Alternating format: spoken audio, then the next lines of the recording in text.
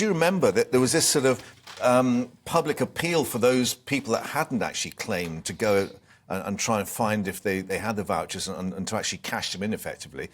Is that what's happened, that public sort of relations campaign has worked? To some extent, but there's still a lot of people who haven't claimed these vouchers, unfortunately, and we must be concerned for them because fuel bills have been sky high. Yeah. We're coming into a real sort of moment for energy bills, Mark, in the run-up to this budget. Ofgem, the energy regulator, is due to raise the energy price cap from £2,500 to £3,000 a year. In theory, that could put bills up. Yeah. On the other hand, Mark, as you and I have talked about regularly here on GB News, wholesale energy prices are coming down. The price of oil and gas are now well below where they were when Russia invaded Ukraine a year ago, this coming Friday, the 24th of February. Now, if energy bills do actually go up this spring at a time when wholesale prices are coming down, that's going to be really, really difficult for the government and the broader kind of political class to explain.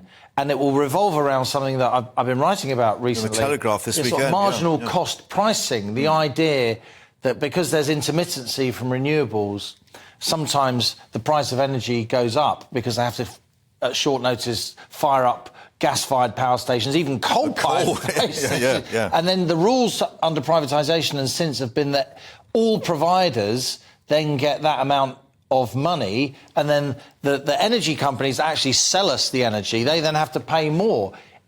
Energy regulation in this country, Mark, and the way the energy market works or doesn't, I hesitate to use this word on national television, but it's a bit of a mess. Yeah. And consumers, whether they're relatively vulnerable households, with all respect to them, on prepayment meters, or whether they're well-heeled people in big houses, almost none of us seem to be getting any of the benefit of the fact that renewables have been subsidised for years. Yeah. And when they work, they are actually cheaper. Yeah, and of course, what that renewable sector costs us in terms of subsidy and so on, and you know what happens, as you say, when the wind doesn't blow and the sun doesn't shine.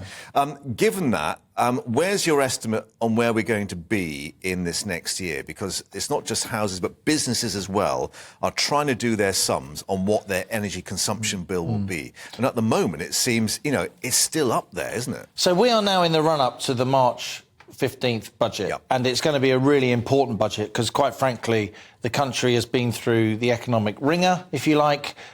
We've had a cost of living crisis. We may still yet go into recession, though we seem to have dodged that particular bullet for now. And in the run-up to the budget, energy is very high on the agenda. How's the government going to work out this rise in the Ofgem energy price cap? Also, as you say, Mark, the fact that almost all companies, many of which have been receiving help with their energy bills, that support is due to completely disappear unless you're a very, very high energy intensive user like a steelmaker. But you can still be a manufacturer whose energy bill has doubled, tripled, quadrupled, and you're not going to get any government support at all. You could be a publican, a hotelier, all of which energy is a big part of their bills. They're going to get no support at all. And that's why a lot of business leaders, and indeed a lot of politicians, particularly on the Tory side, are so concerned, Mark, in the run-up to this budget, that the government has already legislated, when Rishi Sunak was the Chancellor before the Chancellor before the Chancellor last spring, March 2022,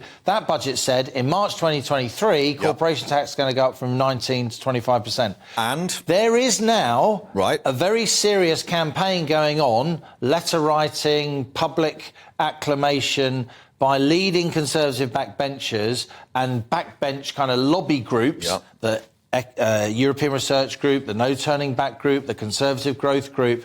If you add up all those MPs, that's far bigger. They could overturn the government's majority, and they are now calling on Rishi Sunak. They wrote a letter over the weekend. They are calling on Rishi Sunak to not increase corporation tax from 19 to 25%, to freeze it where it is. This isn't a tax cut, it's a freeze, but it will feel like a cut because for the last year, the legislation's been there that this price tax rate is going to go up. And therefore, just very quickly, how could they do that? It's enacted, as we were told, for the legislation. You just have any budget. After a budget, there's what's called the finance bill, which then goes through Parliament, and it's almost unheard of that a finance bill doesn't sort of go through on the nod. opposition may try and amend it and be a bit mischievous, but obviously this is the flagship government policy. You just put in the new finance bill the fact that the bit in the old finance bill, the architectural plumbing is not difficult. Okay. The architectural arithmetic, the parliamentary arithmetic may be very tough. So it's just the one page that's missing in the photocopy before it comes through to the Commons office. Right, we shall see. We shall see, indeed. And, of course, full coverage of that budget here on GB News Live for you.